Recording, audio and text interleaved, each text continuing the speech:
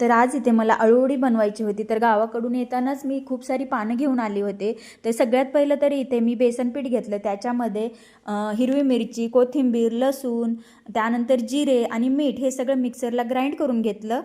आणि थोडंसं ह्याच्यामध्ये आपलं तांदूळाचं पीठ असतं तेही ॲड केलं आहे. त्याने खूप खूप मस्त अशी कुरकुरीत आपली अळूवडी होते. त्यानंतर सगळी पानं स्वच्छ अशी धुवून घेतली आणि त्याची बाजूची जी शिरा असतात त्या काढून घेतल्या.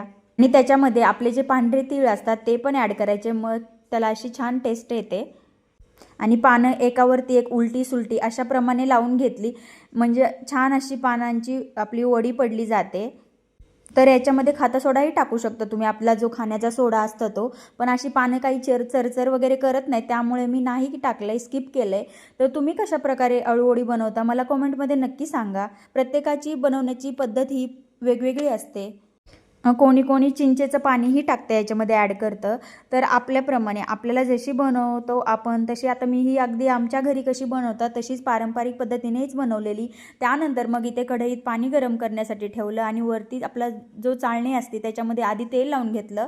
त्यानंतर मग त्याला अशी अळूवडी चिकटू नये म्हणून आधी तेल लावलं. तर तुम्ही इथे बघू शकता आपल्याला चेक कशी करायची. तर इथे मी अशी चेक केली, छान प्रकारे अळूवडी वाफवली गेली होती. त्यानंतर थोडंसं बेसन पीठ उरलं होतं, त्याची मी बेसन पोळी बनवून घेतली. तर बघू शकता तुम्ही किती छान वड्या पडल्यात, अजिबात तुटली वगैरे नाही आहे. तर अशा प्रकारे खूप छान आणि मस्त आणि टेस्ट अशा वड्या होतात.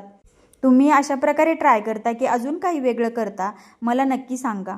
आणि तुमच्या आवडीप्रमाणे शालो फ्राय, डीप फ्राय अशा प्रकारे तुम्ही त्याला फ्राय करू शकता. तर मी इथे डीप फ्रायच केल्या होत्या. त्यानंतर तव्यावरतीही तुम्ही तेल टाकून तशाही करू शकता, पण आम्हाला तर अशाच आवडतात, आम्ही नेहमी अशाच बनवतो. त्यानंतर मग स्वयंपाक वगैरे करून घेतला, चपात्याही बनवून घेतल्या.